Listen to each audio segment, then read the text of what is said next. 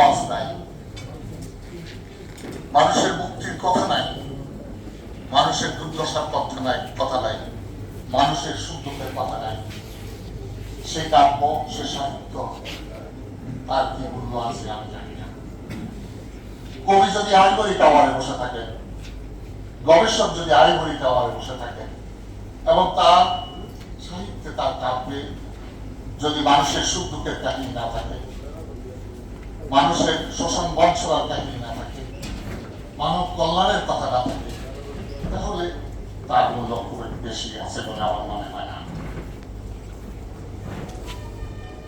আমি যখন শ্যামল কেয়ার কলেজের আপনার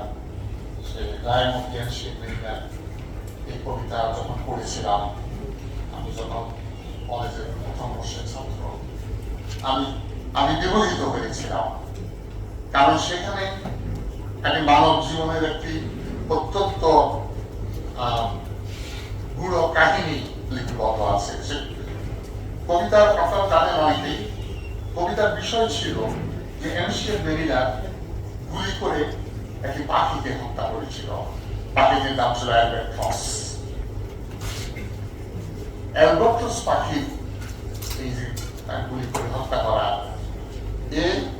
এর কারণে তার শাস্তি হলো যে সারা জীবন তিনি অনুশোচনা করবেন। Remorse is his punishment. যে তুমি বলছো যে you have broken a sacred law of life. মানব জীবনের একটি পবিত্র যে আইন, সেটাকে তুমি লঙ্ঘন করেছ। এই যে এই কবিতা পড়ে আমরা কি যে অনুপ্রাণিত হয়েছিলাম, তখন কিভাবে প্রভাবিত হয়েছিলাম, যে তখন আমাদের মনে হয়েছিল যে এই যে মানুষ হত্যা, পাখি হত্যা কিংবা প্রাণী হত্যা, এটা একটা মহাভাব, এবং সারা জীবনে আমরা সেটা লালন করেছি। তেমনি আপনার যখন কবি রবীন্দ্রনাথ কিংবা নজরুল ইসলামের প্রেমের কবিতা যখন আমরা পড়েছি, বিদ্রোহের কবিতা যখন পড়েছি, স্বদেশ প্রেমের কবিতা যখন পড়েছি, আমরা উদ্বুদ্ধ হয়েছি। আমার মনে হয় এমন কোন তরুণ তরুণী যারা স্কুল, কলেজ, বিশ্ববিদ্যালয়ের সিঁড়ি পার হয়েছে, তারা রবীন্দ্রনাথকে চেনেন না, নজরুলকে চেনেন না, জসিমুদ্দিনকে চেনেন না, কিংবা আজকের দিনের আপনার সেই আপনার কবি আল মাহমুদকে চেনেন না, এমন তরুণ তরুণী দেশে আছে বলে আমার মনে হয় না। কবি আল মাহমুদের কথা যদি একটু বলি আপনাদেরকে, কবি আল মাহমুদের সাথে আমার পরিচয় 1967 সালে।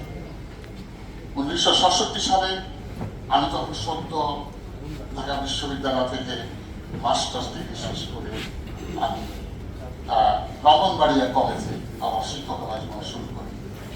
সেখানে আমার সাথে পরিচয় হয় কবি আসাদ চৌধুরী। কবি আসাদ চৌধুরী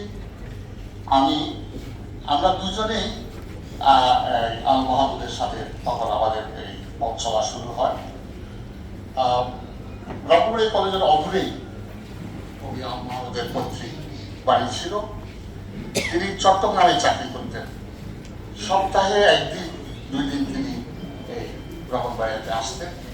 আসতে পরে তিনি আমাদের কলেজ হোস্টেলে এসে এই আপনার তার কবিতা পাঠ করতেন। তখন তিনি অত বিখ্যাত হন নাই। তখন তারপরে আমরা এই কবিতার আসলে এইভাবে শুরু হয়।